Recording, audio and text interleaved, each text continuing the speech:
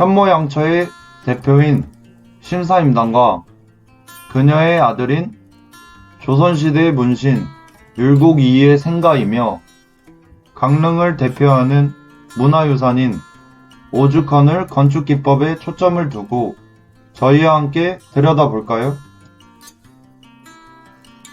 오죽헌은 총 3칸의 구성으로 이루어져 있습니다. 그중 건물을 바라보고 왼쪽 2칸은 대청이고 현재의 거실 역할을 했었죠. 또 그 옆 오른쪽 1칸은 온돌방을 들였고 이 온돌방은 몽룡실이라고 하며 그 이유는 신사임당이 용이 문머리에 서려 있는 꿈을 꾸고 이 방에서 율곡을 낳았기 때문입니다. 그리고 현재 이 방에는 신사임당의 영정이 모셔져 있습니다.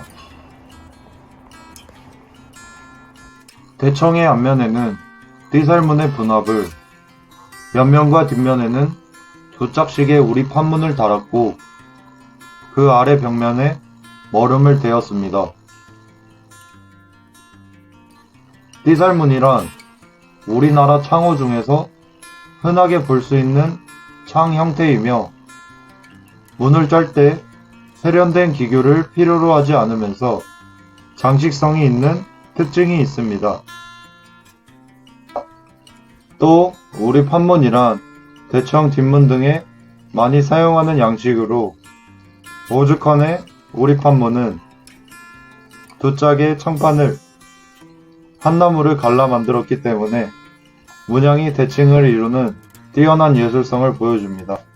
그리고 머름이란 미닫이 문지방 아래나 벽 아래 중방에 대는 널조각으로 출입을 위한 문에는 설치하지 않으며 높이는 30에서 45cm 정도로 사람이 팔을 걸쳤을 때 가장 편안한 높이이며 신체적 편안함과 아울러 심리적 안정감을 주며 사생활 보호의 역할도 했습니다.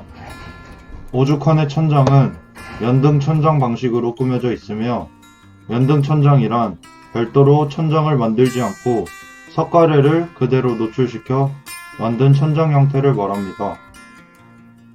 고는 기둥과 직각으로 만나 가로의 형태를 하고 있기 때문에 성냥개비를 예로 세워서 누르는 것보다 중간을 옆에서 꺾으면 잘 부러지는 것처럼 보가 기둥보다 받는 힘이 더 큽니다. 그렇기 때문에 튼튼한 보를 만들기 위해선 크고 두꺼운 나무가 필요하고 그 크기에 따라 건물의 크기가 결정됩니다. 또 대부분의 보통 수준의 집에선 울퉁불퉁한 나무 자재들을 볼 수 있는데 이는 우리나라의 산림 주종인 소나무가 구불구불하게 생겼기 때문입니다.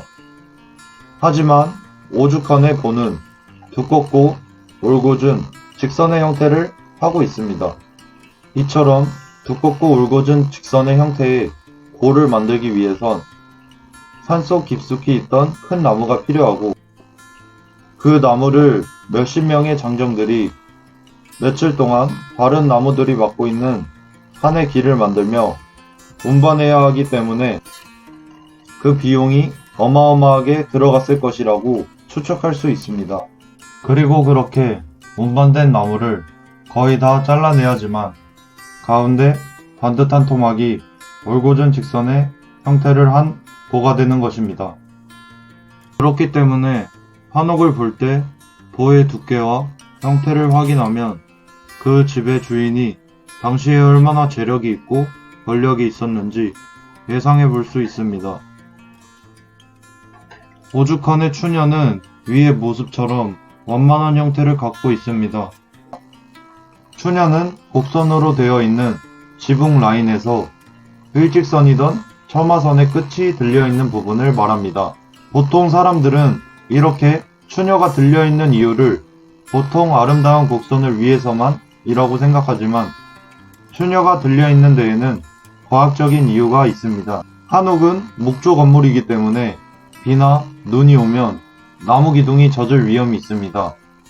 그래서 처마를 길게 꽂게 되는 거죠. 근데 처마를 길게 뽑으니 햇빛이 덜 들어오게 되며 물에 젖은 부분이 덜 마르게 되어 썩을 위험이 생깁니다. 그래서 자연스레 곡선으로 처마 끝을 들어주게 된 것입니다. 그런데 이 추녀는 위도에 따라 그 곡선의 각도가 달라집니다. 왜냐하면 위도가 낮아질수록 햇빛을 받는 잎사각이 급해지기 때문입니다. 북위 35도 정도인 우리나라에 비해 북위 31도인 상하이 예언의 지붕, 북위 21도의 베트남 일주사의 지붕을 보면 우리나라보다 추녀가 많이 들어 올려져 있는 것을 확인할 수 있습니다. 이처럼 추녀를 확인하면 디자인적인 곡선의 아름다움에 더해 곡선의 각도를 보고 그 집이 위치한 지역의 기후나 강수량, 일조량 등을 예상할 수 있습니다. 이에 더해 오죽하니 보물 제165호로 지정될 수 있었던 중요한 건축 양식이 있는데 그것은 바로 공포 양식입니다. 한옥 같은 목조 건물에서 기둥 같은 수직 부재와 보나 도리 등의 수평 부재가 만나는 부분 사이에 기둥이 받게 되는 무게를 덜어주거나 충격을 방지하기 위해 받치는 받침목을 공이라고 하고 이를 이용하는 건축 양식을 공포라고 합니다. 공포의 여러 양식은 시대의 흐름 속에서 실용성, 편의성, 미적 기준이 변화함에 따라 다양하게 변화해 왔습니다.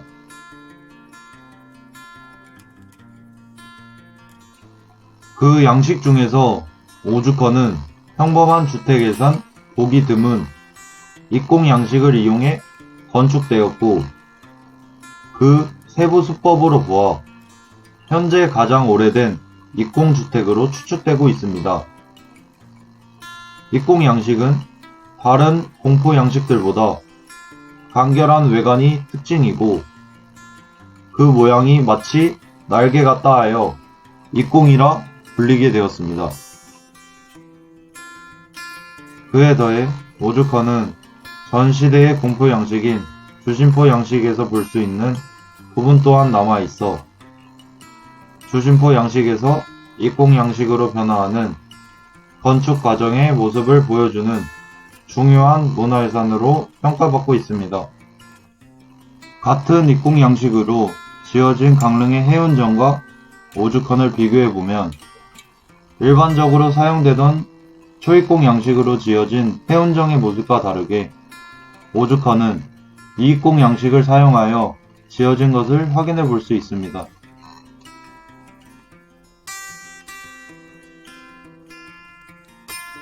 지금까지 건축 기법을 통해 오죽헌을 들여다보았는데요.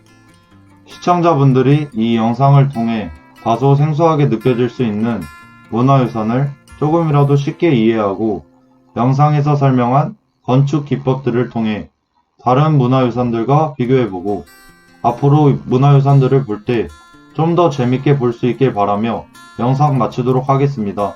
시청해주셔서 감사합니다.